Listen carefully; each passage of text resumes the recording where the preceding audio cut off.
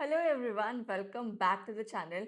आज की वीडियो उन सभी लोगों के लिए बहुत बहुत ज़्यादा इम्पोर्टेंट होने वाली है जो 10th से 11th में जा रहे हैं और कॉमर्स लेने का प्लान कर रहे हैं। मैंने अपनी पिछली वीडियो में ऑलरेडी बता दिया है कि कॉमर्स क्यों लेनी चाहिए, कॉमर्स क्या है। बट जब तक आपको क्या पढ़ना है उसका एक्चुअल सिलेबस नहीं पता होगा तब तक आप डिसीजन मेकिंग नहीं कर सकते हो। तो आज की वीडियो में हम जानेंगे कि हमें एक्चुअली पढ़ना क्या है। क्या मैं आपको सिर्फ सिलेबस बताऊंगी? नहीं, मैं आपको हर टॉपिक का थोड़ा थोड़ा ब्रीफ भी कर दूंगी, ब्रीफ में समझा भी दूंगी ताकि आपको आगे डिसीजन मेकिंग में वो हेल्प करे। देखो, सबसे पहले कॉमर्स के 3 मेन सब्जेक्ट्स होते कौन से हैं? सबसे पहला अकाउंटेंसी, दूसरा इकोनॉमिक्स और तीसरा बिजनेस स्टडीज़। हम एक एक करके सभी के सिलेबस को जानेंगे और समझेंगे। सबसे पहले हम आते हैं अपने अकाउंट्स के सिलेबस में। देखो, पूरा ही 100 मार्क्स का पेपर होगा जिसमें थ्योरी 80 मार्क्स की होगी और आपका प्रोजेक्ट 20 मार्क्स का होगा। अकाउंट्स का सिलेबस जानने से पहले क्या हमें ये पता होना चाहिए कि वो है क्या। देखो, होता क्या है कि एक बड़ा बिजनेसमैन जो होता है ना, उसके दिन भर में बहुत सारे ट्रांजैक्शंस होते रहते हैं। ट्रांजैक्शन मतलब लेन देन। तो क्या उन सभी ट्रांजैक्शन को वो याद रखेगा? नहीं, कि आज मैंने ये खरीदा था, आज मैंने वो बेचा था, आज मेरा यहाँ से पैसा आया था, आज मैंने वहाँ पैसा दिया था। नहीं, वो याद नहीं रख सकता। तो वो क्या करेगा? उन सबको रिकॉर्ड करेगा। तो accounting is recording of transaction. क्या रिकॉर्ड करके सारा काम हो जाएगा? नहीं। उसके बाद रिकॉर्ड करने के बाद वो क्या करेगा? उन सभी ट्रांजैक्शन को समराइज करेगा, एक जगह इकट्ठा करेगा। तो accounting is summarising of transaction. क्या समरी निकाल के भी काम बन जाएगा? समरी हम निकाल क्यों रहे हैं? ताकि हम प्रॉफिट एंड लॉस डिटरमाइन कर पाए, ताकि हम ये जान पाए कि जितने भी हमने ट्रांजैक्शन करे हैं उससे हमें मुनाफा हुआ है या घाटा हुआ है। तो accounting is analysing of transactions. क्या हम प्रॉफिट एंड लॉस निकाल के भी हमारा काम हो जाएगा? नहीं। उसके बाद हम ये निकालेंगे कि क्या हमारी कंपनी आगे ग्रो कर सकती है। अगर उसके पास प्रॉफिट है तो वो कर सकती है, या फिर हमारी कंपनी का दिवालिया निकल चुका है। दिवालिया कब निकलेगा? जब वो लॉस में चले जाएगी। तो accounting is reporting of financial transaction. तो अगर हम पूरे ही मीनिंग को समराइज करें तो accounting is recording of transaction, it is summarizing of transaction, it is analyzing of transaction, and it is reporting of financial transaction of a business। पूरा ही syllabus 3 part में डिवाइडेड है। पार्ट सी पूरा project work है, and then part A and part B. हम नीचे scroll करके समझते हैं कि हमने पढ़ना क्या क्या है। सबसे पहले तो हम अकाउंटिंग जानेंगे, उसका कॉन्सेप्ट, उसका मीनिंग, सोर्सेज ऑफ इंफॉर्मेशन, कहाँ कहाँ से हम अकाउंटिंग की इंफॉर्मेशन निकाल सकते हैं। देन ऑब्जेक्टिव्स पढ़ेंगे, एडवांटेजेस पढ़ेंगे, लिमिटेशन पढ़ेंगे, टाइप्स पढ़ेंगे, उसका रोल पढ़ेंगे, उसके कैरेक्टरिस्टिक्स पढ़ेंगे। फिर देखो, होता क्या है, जब आप जैसे आपने 10th में साइंस पढ़ी थी तो वहाँ पर आपको कुछ कुछ बेसिक टर्म्स का मतलब पता होना चाहिए ना। जैसे मोमेंटम क्या होता है, फ्रिक्शन क्या होता है, फोर्स क्या होता है।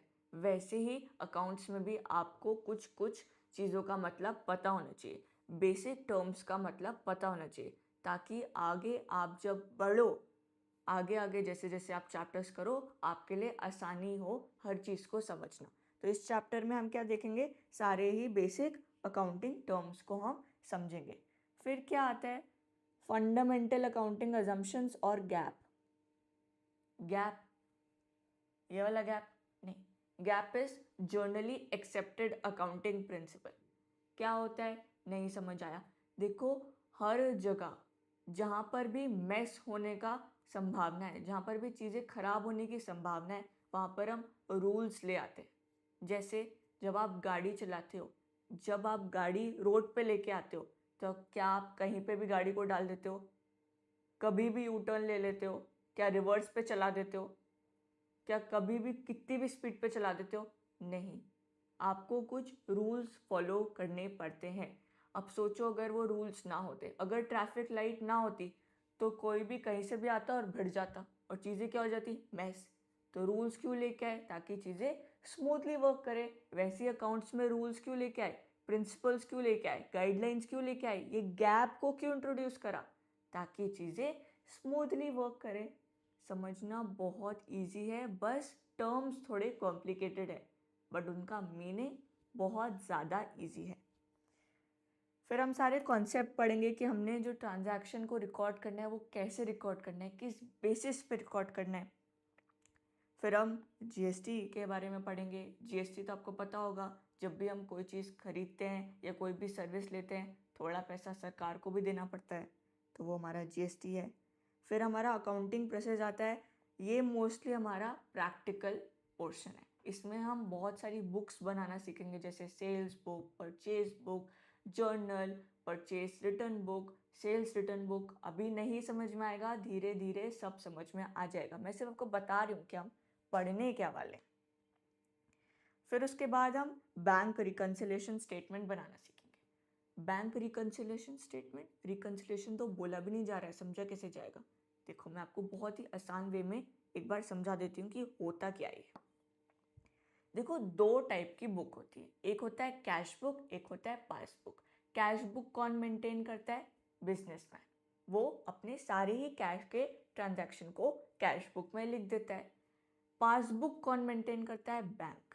कभी कभी ऐसा होता है कि पासबुक में कोई एंट्री रिकॉर्ड हो जाती है और कैश बुक में वो एंट्री नहीं रिकॉर्ड हो पाती। एग्जाम्पल, जैसे आपने अपने दोस्त को उधार दिया था 1000 रुपये, उसने क्या करा, सीधे आपके बैंक अकाउंट में डाल दिए। आपको कानों कान खबर नहीं लगी, तो क्या बैंक ने रिकॉर्ड कर लिया होगा, हाँ, क्योंकि उसने डाल दिए, वहाँ पर एंट्री बन गई होगी। पर क्या आपने रिकॉर्ड करे वो 1000 रुपये, नहीं। तो पासबुक और कैश बुक में 1000 रुपये का डिफरेंस आ गया ना। तो इसी डिफरेंस को सॉर्ट आउट करने में, इसी डिफरेंस को सही करने के लिए हम बैंक रिकन्सिलेशन स्टेटमेंट बनाते हैं। क्या समझ में आया? अगर आपको 30% भी समझ में आया ना, आपका मतलब अगर आपको 30% भी आपके दिमाग में गई वो चीज़ें, या थोड़ी बहुत भी रिलेटेबल लगी, तो दैट इज़ इनफ। क्योंकि अब ये फर्स्ट ही चीज़, मतलब ये फर्स्ट ही क्लास है, फर्स्ट ही एक्सप्लेनेशन। इतनी जल्दी हर चीज़ नहीं समझ में आती है। फिर आता है हमारा डेप्रिसिएशन। डेप्रिसिएशन क्या होता है, आप कोई फ़ोन 15,000 रुपये का लेके आए, उसको आपने 1 साल मस्त यूज़ करा, फिर 1 साल बाद क्या आप उसे 15,000 का बेच दोगे? नहीं, वो सस्ते में बिकता है, उसकी वैल्यू डिक्रीज हो जाती है। सपोज वो 5,000 में बिका, तो जो 10,000 का डिक्रीज आया वो क्या है, हमारा डेप्रीसिएशन। फिर हम पूरा डेप्रिसिएशन के बारे में डिटेल में समझेंगे, कितने मेथड्स होते हैं, कौन सा मेथड यूज़ करना चाहिए, उसके एडवांटेजेस क्या होते हैं, उसके डिसएडवांटेजेस क्या होते हैं। फिर हम ट्रायल बैलेंस बनाना सीखेंगे। ट्रायल बैलेंस मतलब, कभी कभी क्या होता है, हम सारे ट्रांजैक्शन को रिकॉर्ड कर देते हैं, हमसे कुछ गलती हो सकती है ना, तो उस गलती को कैसे हम फाइंड आउट करेंगे, ट्रायल बैलेंस बना के। जब हमारा ट्रायल बैलेंस पूरा मैच कर जाएगा तो मतलब हमने कोई भी गलती नहीं करी है। फिर इसके बाद एक और चीज़ आती है, रेक्टिफिकेशन ऑफ एरर्स पढ़ेंगे ट्रायल बैलेंस के साथ। रेक्टिफिकेशन ऑफ एरर्स मतलब, कभी आपसे गलती से मिस्टेक हो गई तो उसको आप सही करोगे ना, तो उसको कैसे सही करना है, कितनी टाइप्स की मिस्टेक होती हैं, उन सबको हम रेक्टिफिकेशन ऑफ एरर्स में पढ़ेंगे। पार्ट बी आएगा हमारा फिनेंशियल अकाउंटिंग। इसमें हम फिनेंशियल स्टेटमेंट्स बनाना सीखेंगे। फिनेंशियल स्टेटमेंट्स मतलब ट्रेडिंग अकाउंट बनाना सीखेंगे, प्रॉफिट एंड लॉस अकाउंट बनाना सीखेंगे, बैलेंस शीट बनाना सीखेंगे, और हमारी अकाउंट्स ख़त्म हो जाएगी। बस इतना ही है, हाँ इतना ही है, और बहुत ईजी है, कॉम्प्लिकेटेड कुछ भी नहीं है, डरना नहीं है। अकाउंट्स से बहुत सारे लोग डरते हैं, बट हमें नहीं डरना। फिर आता है हमारा इकोनॉमिक्स का सिलेबस। क्या इकोनॉमिक्स भी 100 मार्क्स की है? जी हाँ, इसमें भी 80 मार्क्स की थ्योरी है, 20 मार्क्स का प्रोजेक्ट है। अब इकोनॉमिक्स में हमें दो चीज़ें पढ़नी पड़ती हैं। इकोनॉमिक्स हमारा दो पार्ट में डिवाइडेड है। सबसे पहला स्टैटिस्टिक्स और दूसरा माइक्रो इकोनॉमिक्स। आपकी दो बुक्स होंगी, जब आप बुक्स लेने जाओगे। मैं बुक्स में भी वीडियो बनाऊंगी कि हमें कौन सी रेफरेंस बुक लेनी चाहिए, कौन सी नहीं लेनी चाहिए। थोड़ा पेशेंस रखिए, धीरे धीरे सब आएगा। इकोनॉमिक्स के सिलेबस में आते हैं, दो पार्ट में डिवाइडेड है, एक है स्टैट्स, दूसरा है माइक्रो इकोनॉमिक्स। स्टैटिस्टिक्स क्या होता है? स्टैटिस्टिक्स मतलब नंबर से सेंस बनाने को स्टैटिस्टिक्स बोलते हैं, अगर बहुत ही आसान भाषा में समझे तो। नंबर से सेंस बनाना मतलब, जैसे मैं एक टीचर हूँ, ठीक है, मुझे 50 बच्चों के नंबर बताए गए और मैंने लिख दिए। क्या वो लिखे हुए नंबर कोई सेंस बना रहे हैं? क्या मुझे उससे मैं कुछ कंक्लूजन निकाल पा रही हूँ? मैंने बस लिख रखे हैं वो नंबर? नहीं। अब मैं इन्हीं नंबर को एक टेबल में लिख दूँ, उनका एवरेज निकाल दूँ, तो क्या अब मैं कुछ कंक्लूजन निकाल पा रही हूँ? क्या अब मेरे से कोई पूछेगा कि मैम आपकी क्लास में कितने बच्चे पास हुए, कितने बच्चे बिलो एवरेज हैं, कितने बच्चे एवरेज हैं, कितने बच्चे अबव एवरेज हैं, तो क्या मैं अब उनको बता पाऊंगी? क्या अब वो नंबर सेंस बना रहे हैं? तो जब भी नंबर को हमें सेंस बनवाना होता है तो हम स्टैटिस्टिक्स का यूज़ करते हैं। क्या ये टैबुलर फॉर्म में जो लिखा है ये स्टैटिस्टिक्स है? क्या एवरेज निकालना स्टैटिस्टिक्स है? जी हाँ। इसमें हम पढ़ने क्या वाले हैं? सबसे पहले तो हम मीनिंग, इंट्रोडक्शन वगैरह पढ़ेंगे, क्या होता है, कैसे होता है, एडवांटेजेस, डिसएडवांटेजेस, ये सब पढ़ेंगे। फिर हम ये सीखेंगे हम कलेक्ट कैसे करते हैं इन्फॉर्मेशन को। जैसे मैंने अभी सारे बच्चों के मार्क्स कलेक्ट करे थे, तो वो हम उसका प्रोसीजर सीखेंगे।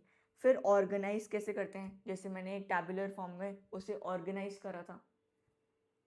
फिर हम उसको प्रेजेंट कैसे करते हैं, आपने ग्राफ्स देखे होंगे, 10th में ग्राफ्स बनाए भी होंगे, तो हम ही जो वो टैबुलर फॉर्म में हमें जो ऑर्गेनाइज करा है उसको हम प्रेजेंट करना सीखेंगे, ठीक है। फिर हम टूल्स सीखेंगे। टूल्स में क्या आता है? मीन, मीडियन, मोड, जो आप पढ़ के आए होगे। कोरिलेशन मतलब दो चीज़ों के बीच में रिलेशन निकालेंगे। इंडेक्स नंबर मतलब कोई भी चेंज हुआ होगा तो उस चेंज को हम कैसे मेजर करेंगे, वो हम इंडेक्स नंबर में सीखेंगे। चेंज मतलब, जैसे 2020 में कोई चॉकलेट 100 रुपए की मिलती थी, अब 2026 में वो 150 रुपए की मिल रही है। क्या चेंज आया? 50 रुपए का। क्या हम उसे मेजर कर सकते हैं कि हाँ 2020 से 2026 तक उस चॉकलेट में 50% प्राइस का इंक्रीज हुआ है? यही हम इंडेक्स नंबर में पढ़ेंगे। फिर आता है हमारा माइक्रो इकोनॉमिक्स। देखो, स्टैट्स भी 40 नंबर की है और माइक्रो इकोनॉमिक्स भी 40 नंबर की है, दोनों को इक्वल इज्जत देनी है। माइक्रो इकोनॉमिक्स में क्या पढ़ने वाले हैं? सबसे पहले तो इकोनॉमिक्स क्या होता है। माइक्रो तो तब पढ़ेंगे जब इकोनॉमिक्स का मतलब पता होगा। इकोनॉमिक्स पढ़ते क्यों हैं? देखो, होता क्या है कि हमारे पूरे वर्ल्ड में, पूरी दुनिया में क्या अनलिमिटेड रिसोर्सेज हैं? क्या अनलिमिटेड पैसा है? क्या अनलिमिटेड पीने वाला पानी है? क्या अनलिमिटेड गोल्ड है? क्या अनलिमिटेड सिल्वर है? नहीं। पर क्या हमारी वांट्स अनलिमिटेड हैं? क्या हमें और चाहिए, और चाहिए, और चाहिए? क्या हमारी जो वांट्स हैं वो कभी सेटिस्फाई होती हैं? नहीं। हमारी वांट्स क्या है? अनलिमिटेड है। पर हमारा जो रिसोर्सेज है, जो दुनिया में रिसोर्सेज हैं, वो क्या है? लिमिटेड है। तो हम इकोनॉमिक्स में क्या सीखते हैं कि हम कैसे लिमिटेड रिसोर्सेज से अपनी अनलिमिटेड वांट्स को पूरा करेंगे। माइक्रो इकोनॉमिक्स क्या होता है? माइक्रो इकोनॉमिक्स इज छोटे स्केल में इकोनॉमिक्स को पढ़ना। 12th में जाके हम मैक्रो इकोनॉमिक्स पढ़ेंगे। मैक्रो इकोनॉमिक्स इज बड़े स्केल में इकोनॉमिक्स को पढ़ना। इसमें हम क्या क्या पढ़ेंगे? सबसे पहले तो इंट्रोडक्शन आएगा, वही माइक्रो इकोनॉमिक्स क्या होता है, मैक्रो इकोनॉमिक्स क्या होता है, इकोनॉमी क्या होती है, प्रॉब्लम्स क्या होती है इकोनॉमी का। फिर हम कंज्यूमर इक्विलिब्रियम और डिमांड पढ़ेंगे। कंज्यूमर इक्विलिब्रियम मतलब किस पॉइंट पे जाके कंज्यूमर मैक्सिमम सेटिस्फाइड होता है, ये हम कंज्यूमर इक्विलिब्रियम में पढ़ेंगे। डिमांड क्या होता है? डिमांड इज मांग, मांग नहीं, मांग, विलिंगनेस टू बाय। अभी आप बता सकते हो किस चीज़ की डिमांड सबसे ज़्यादा है? एलपीजी सिलेंडर की है ना। सब चाहते हैं कि हमारे घर में जितने ज़्यादा हो सके उतने एलपीजी सिलेंडर हो। तो हम डिमांड वगैरह पढ़ेंगे, मार्केट डिमांड पढ़ेंगे कि कैसे डिमांड को कैसे डिटरमाइन करना है, वो पढ़ेंगे, डिटर्मिनेंट्स ऑफ डिमांड।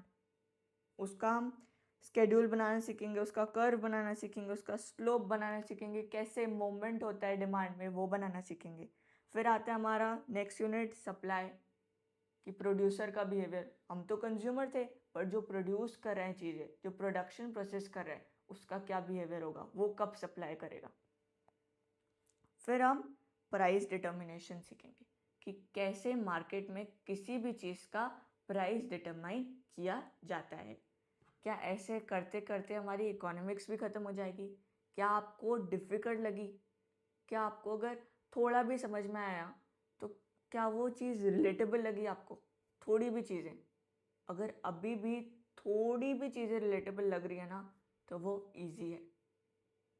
ये सब कुछ इजी है, सिर्फ कॉम्प्लिकेटेड टर्म्स में उसको बना दिया गया है, but her cheese easy PG है।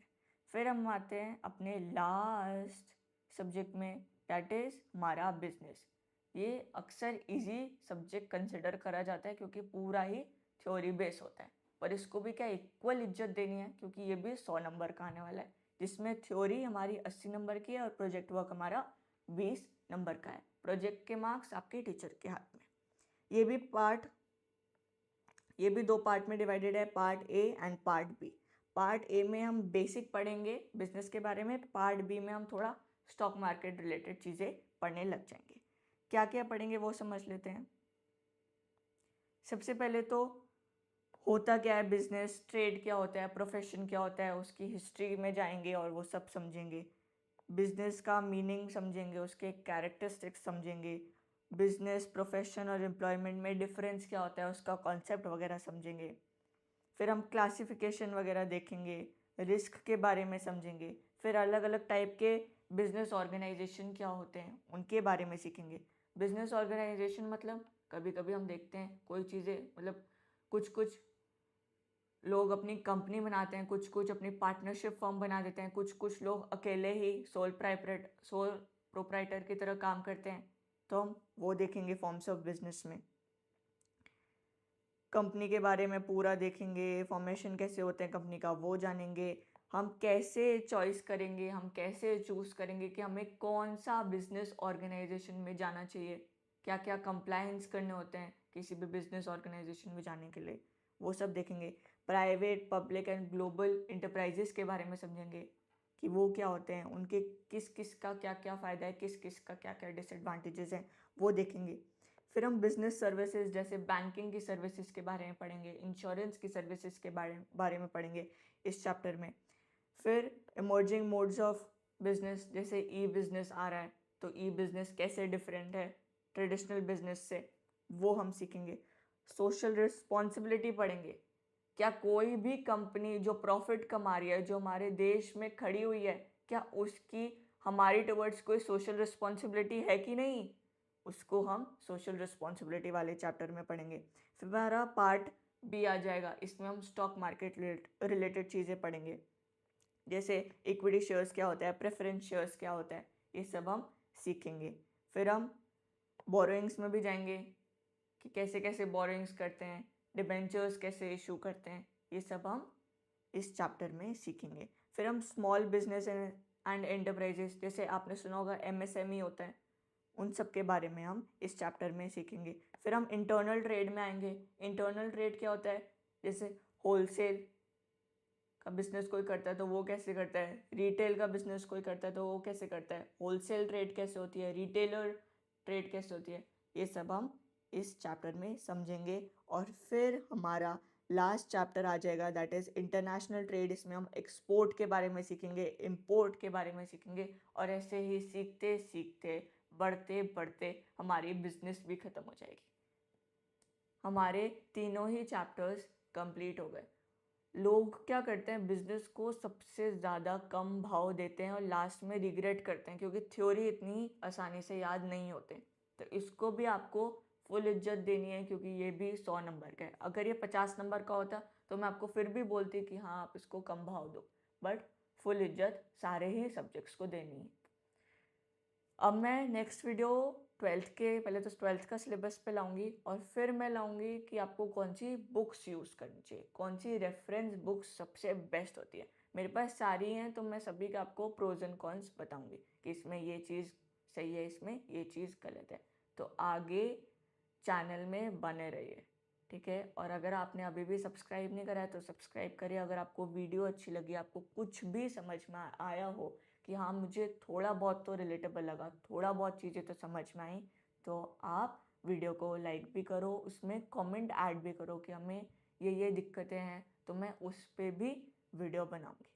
एंड इस वीडियो को जितना हो सके उतना शेयर करो। और टेलीग्राम चैनल अगर आपने नहीं ज्वाइन करा है तो उसको भी आप ज्वाइन कर लो। एंड आई होप आपने लिंक्डइन अकाउंट भी बनाया होगा, उसमें भी आप मुझे फॉलो कर सकते हो। आज के लिए इतना ही। Thank you so much for watching.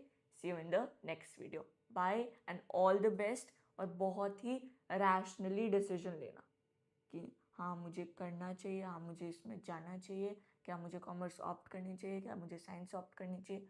बहुत ही सोच समझ के डिसीजन लेना। रश में डिसीजन मत ले लेना, क्योंकि बाद में बहुत ज़्यादा रिग्रेट होता है। मैंने ऐसे भी लोग देखे हैं जो साइंस लेके बीकॉम करते थे। मेरे ही क्लास में ऐसे लोग थे जो साइंस बैकग्राउंड से आते हैं, जिन्हें पीसीएम ली थी, जिसने पीसीबी ली थी, और वो बीकॉम करने बैठ गए। इसलिए उनको तो बाद में रिग्रेट हुआ, आपको बाद में ना रिग्रेट हो। इसलिए फुल टाइम लो, फुल सोचो, सारे प्रोज एंड कॉन्स निकालो, सब चीज़ सोचो और फिर ही आप डिसीजन लो। आई होप आपको ये सब चीज़ें समझ में आई होंगी और आप बहुत ही सोच समझ के डिसीजन लोगे। Thank you so much for watching. See you in the next video. Bye bye.